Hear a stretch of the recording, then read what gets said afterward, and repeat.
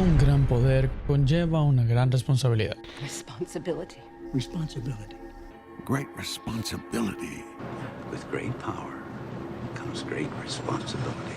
Todos hemos escuchado esa frase en diferentes adaptaciones de Spider-Man, pero ¿realmente somos conscientes de su verdadero significado? Con frecuencia es utilizada esta frase para enfatizar los sacrificios que debe de hacer Peter Parker en su vida privada en pro de hacer lo correcto. Sacrificar pasatiempo, relaciones personales, incluso trabajo. Todo a excepción de una única cosa que Spider-Man nunca, jamás, por ningún motivo puede sacrificar. Su conciencia. Si no eres ajeno al mundo de los superhéroes, sabrás que es una constante en este medio. Spider-Man no es el único. Los más grandes exponentes de este modus operandi son Batman, Superman y por supuesto también Spider-Man. Pero también están Daredevil, Flash, algunas etapas o versiones del Capitán América, algunas versiones de Cyclops y demás. Pero definitivamente los más representativos de esta regla son los tres personajes más populares del medio: Superman, Spider-Man y Batman. Tal vez por esta misma razón son estandartes morales y representantes de todo aquello lo que un héroe debe aspirar a ser. Quizá tú, querido espectador, expresando aprobación y acuerdo con esta postura, responderías a lo que acabo de decir con algo como: claro, los héroes no quitan vidas. O un héroe no puede ser juez, jurado y verdugo. O tienen demasiado poder para utilizarlo así, eso sería irresponsable. Pero, ¿y si te dijera que es precisamente ese poder lo que les da la responsabilidad de la que habla el tío Ben?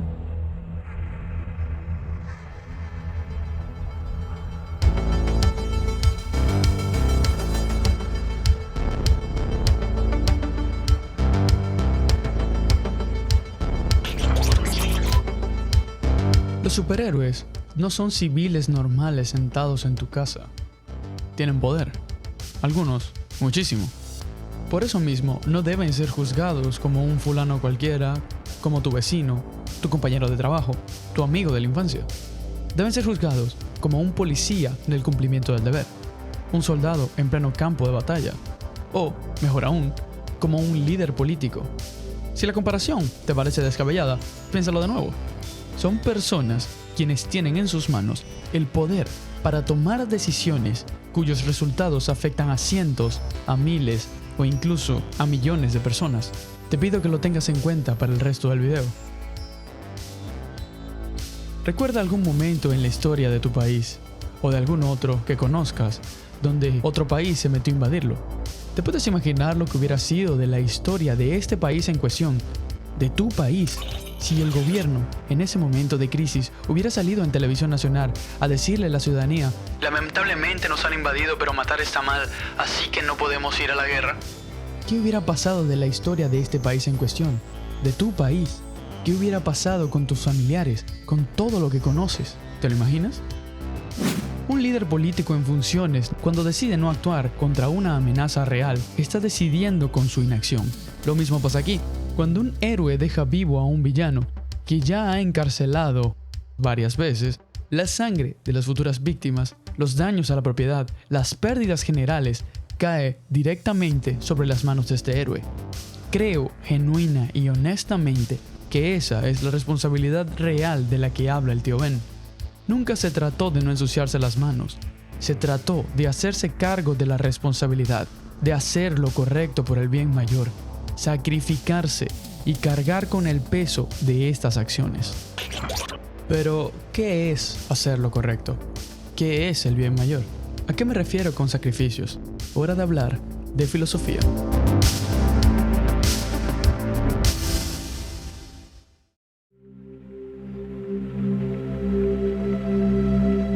Muchos de estos héroes operan bajo una moral kantiana, concretamente bajo el imperativo categórico de Kant, que dice: obra solo según aquella máxima por la cual puedas querer al mismo tiempo que se convierta en ley universal. Eso significa que debes actuar solamente según normas que te gustaría que se convirtieran en ley universal para todos. Por ejemplo, mentir está mal, por lo que no debes mentir nunca bajo ninguna circunstancia. Suena noble, casi cristiano, pero falla estrepitosamente en la vida real. Imagina que estás en la Alemania nazi.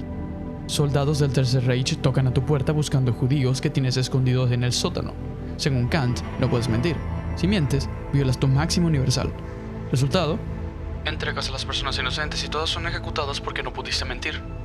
Eso es exactamente lo que hacen Superman con Darkseid, Batman con el Joker, Spider-Man con Carnage o Daredevil con Bullseye.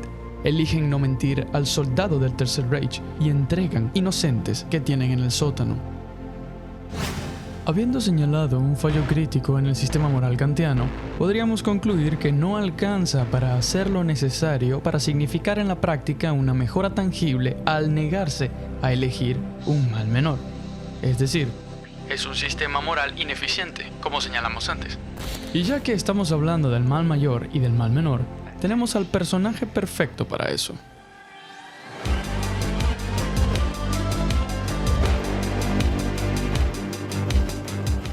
Geralt de Rivia es un caso interesante sobre este tema.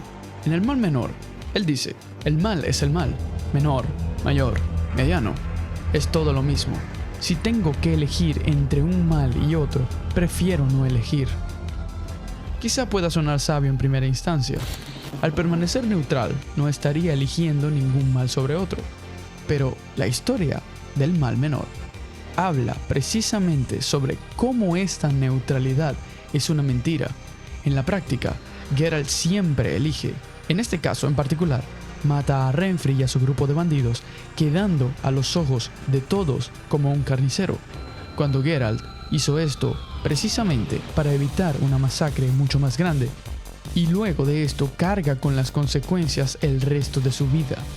Y esto es tan solo una de las tantísimas decisiones difíciles que toma Geralt, porque la inacción es también una elección. Negarse a elegir el mal menor te hace cómplice del mal mayor.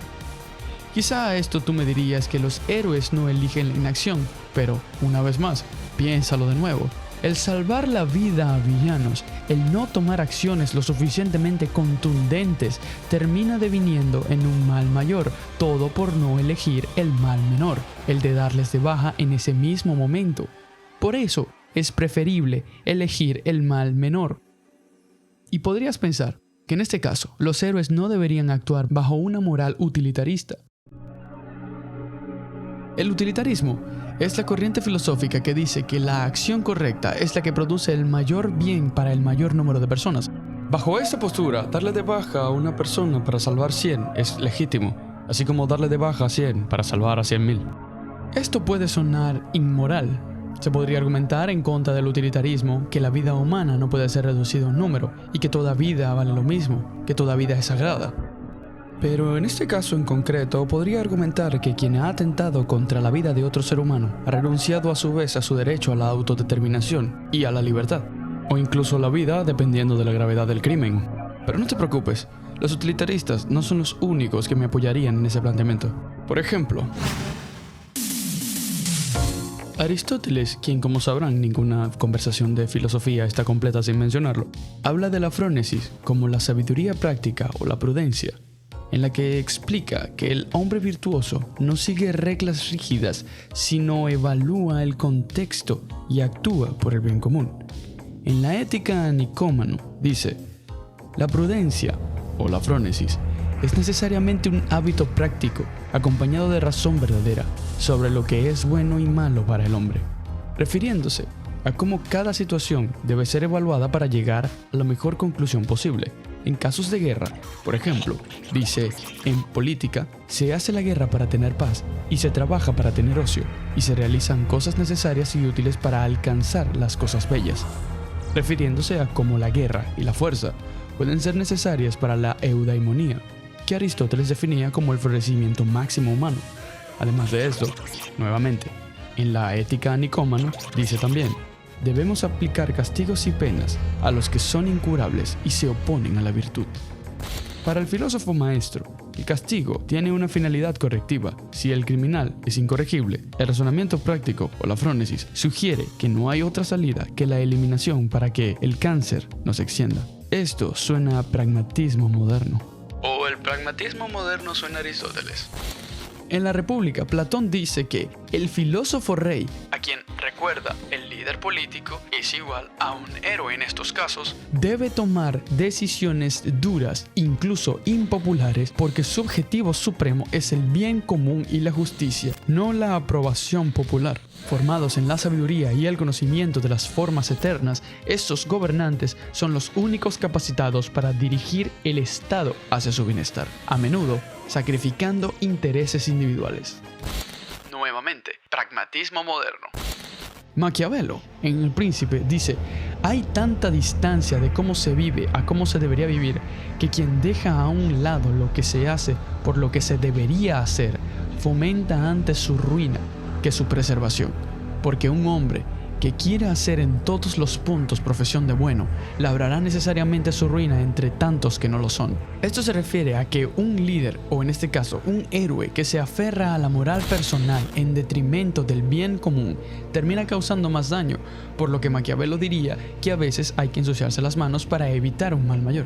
Por supuesto, Maquiavelo aquí está hablando de cómo es beneficioso para el príncipe hacer no lo moralmente correcto para él permanecer en el poder, pero también Maquiavelo está teniendo en cuenta que lo mejor para el reino es que el príncipe en cuestión permanezca en el poder. Asimismo, lo beneficioso para Ciudad Gótica o New York sería que Batman o Spider-Man ejecutaran la pena máxima contra los villanos que suponen amenazas mayores.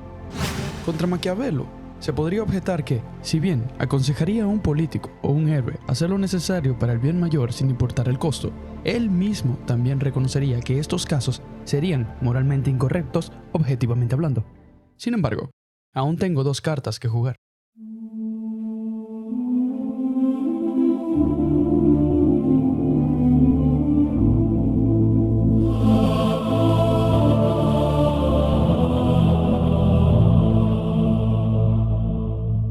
Desde la tradición católica, San Agustín de Hipona es uno de los pensadores más importantes y también una de las mentes más brillantes de la historia.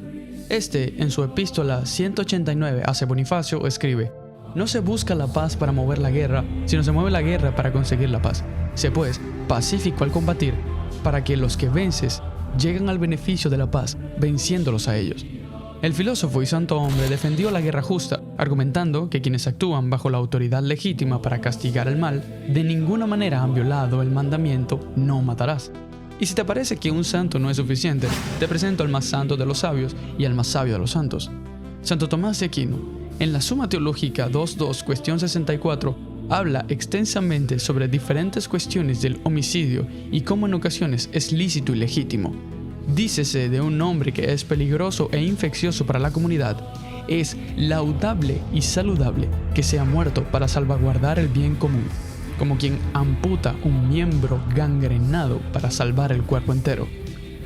Y si por sí dos santos y filósofos de los más brillantes de la historia no fueran suficientes para convencerte, permíteme citar la misma Biblia, concretamente el Nuevo Testamento. En Romanos 13:4, San Pablo dice de la autoridad civil: pero si haces lo malo, teme, porque no en vano lleva la espada, pues es servidor de Dios, vengador para castigar al que hace lo malo.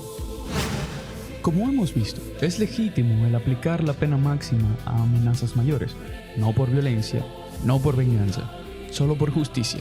No la justicia del ojo por ojo, sino la justicia de evitar que el número de víctimas aumente, que las tragedias se repitan, como quien aprende a no tropezar con la misma piedra dos veces.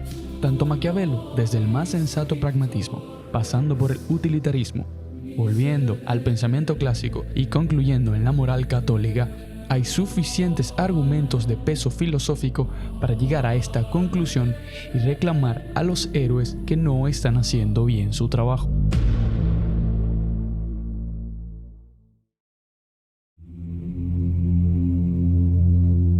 Surrexit Christus hodie, alleluia.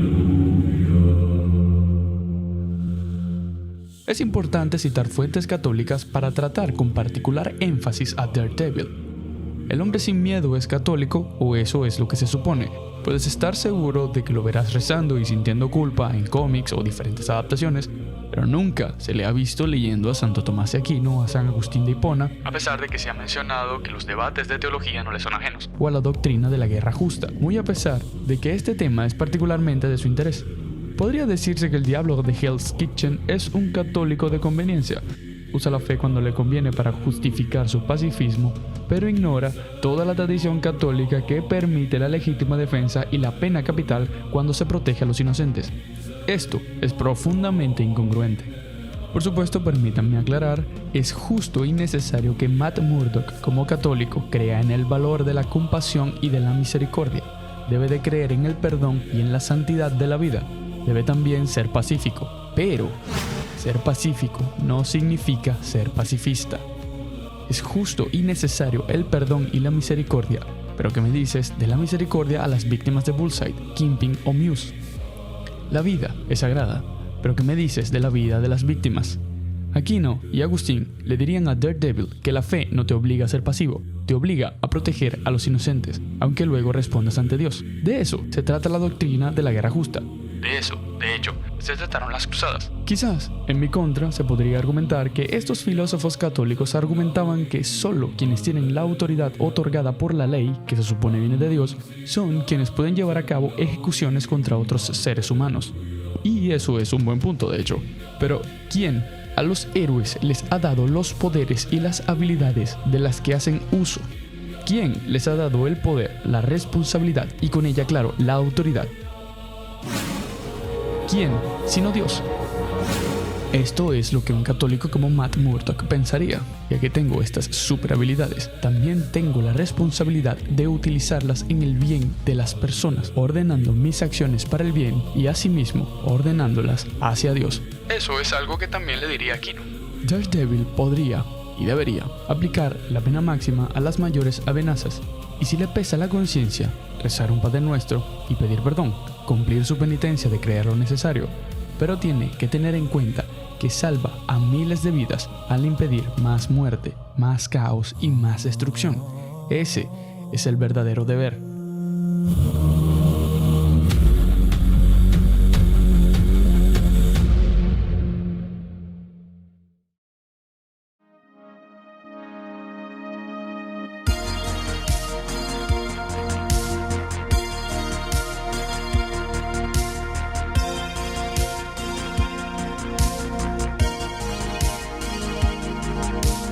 Y así como Daredevil, cuando los héroes como Batman, Superman y Spider-Man eligen su conciencia limpia anteponiendo su necesidad a las víctimas, no solo son egoístas y soberbios, sino que también son hipócritas, cobardes, irresponsables, insensatos y, en última instancia, cómplices de sus villanos y enemigos.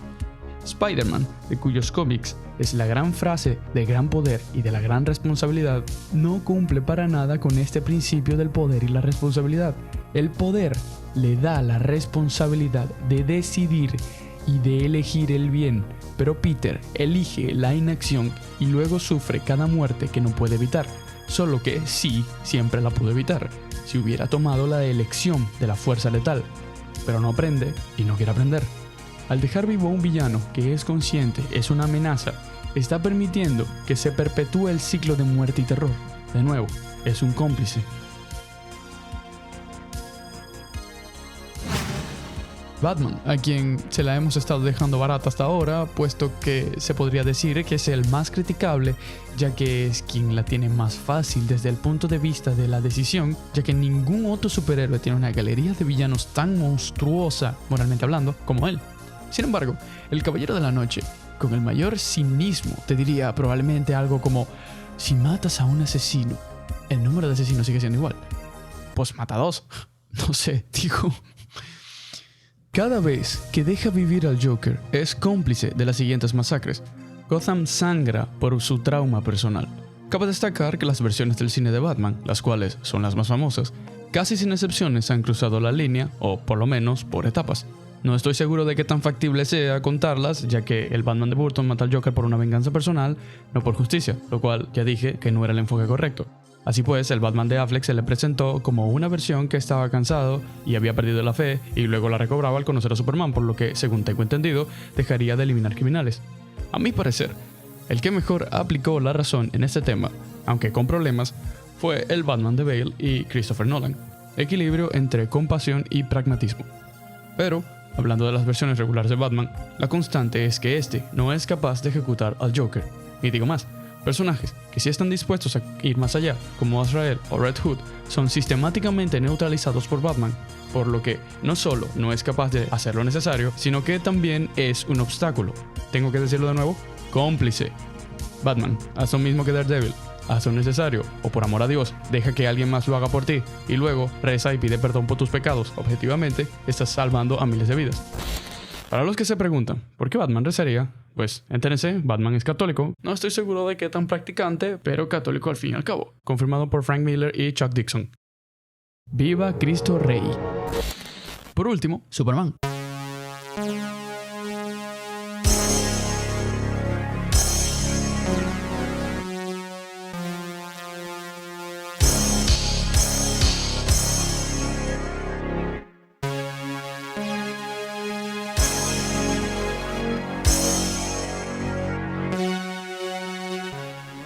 A quien dejé para el final por una razón. El padre de los superhéroes es el más grande de todos, el símbolo de la esperanza, el Boy Scout de acero, el más frustrante de todos. Con su poder inconmensurable, puede mover planetas, destruir ejércitos en segundos, y aún así se niega sistemáticamente a eliminar amenazas reales como Zod, Brainiac, Darkseid, cuando ponen en peligro a millones de millones, civilizaciones enteras.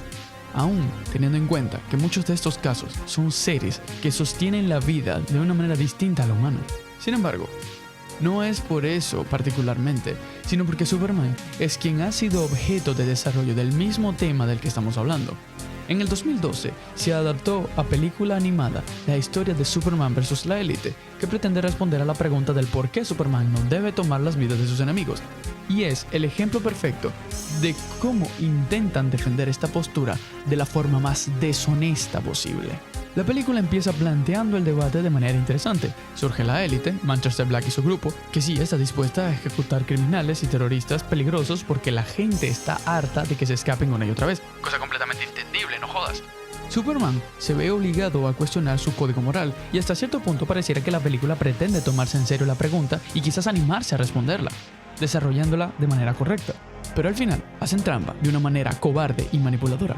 Superman finge volverse loco,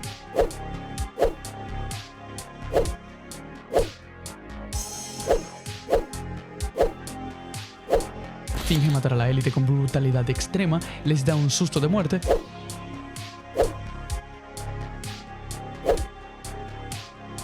y luego revela que solo les quitó los poderes y los encerró. La moraleja que quiere vender la película es: miren qué feo se ve cuando alguien cruza la línea. El miedo y la violencia no resuelven nada. Superman tiene razón desde el principio.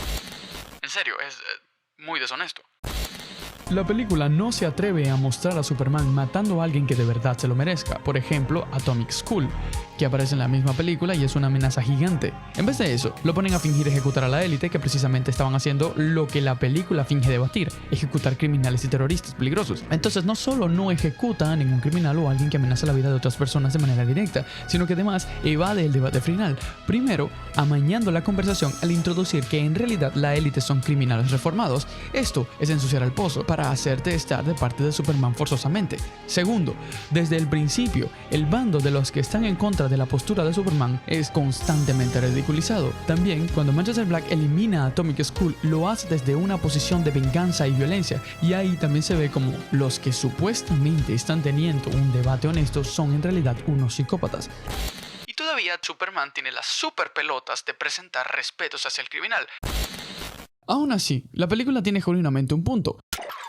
Le oí decir a un niño que cuando creciera quería estar en la élite porque sería divertido matar a los malos. Divertido matar. La gente debe saber que hay otro camino. Ellos tienen que ver que alguien cree en la humanidad con bastante fuerza ¿Para morir por ella? La película tiene genuinamente un punto, pero lo defiende desde la deshonestidad, porque no se trata de que Superman sea un santo o un psicópata.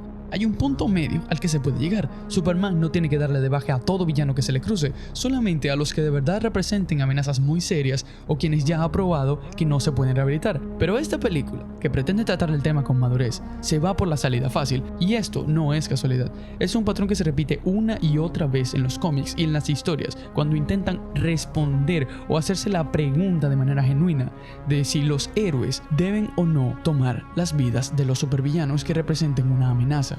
La conclusión a la que, forzosamente, siempre quieren llevar es que no se puede tener un punto medio. O se es un hippie que no se mata ni una mosca, o se es Charles Manson. Cuando parece que los escritores van a desarrollar la historia con responsabilidad, con madurez y a tomarse en serio las preguntas difíciles, siempre terminan yéndose a lo fácil. Convierten al héroe en un villano para poder dar la enseñanza barata de siempre: los héroes no deben matar. Es cobardía narrativa disfrazada de profundidad. Prefieren manipular emocionalmente al público antes que admitir que, en ciertos casos, la responsabilidad exige mancharse las manos.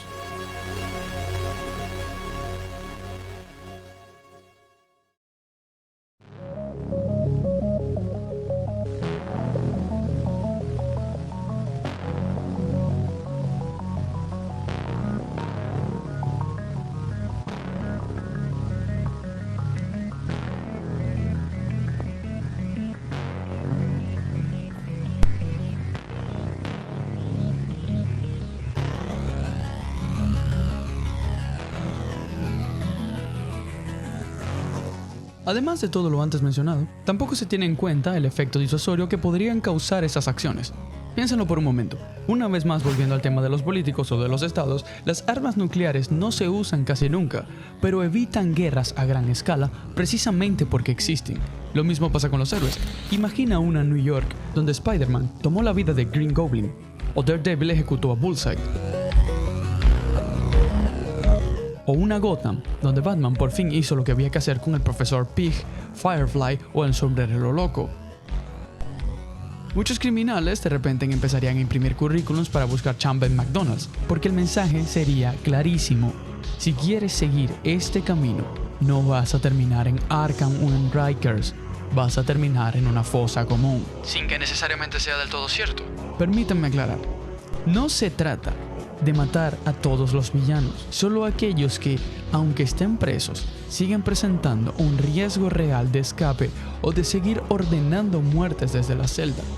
El resto puede rehabilitarse, pero cuando la prisión no es suficiente, la responsabilidad de la que habla el tío Ben exige actuar, exige dar un paso más allá.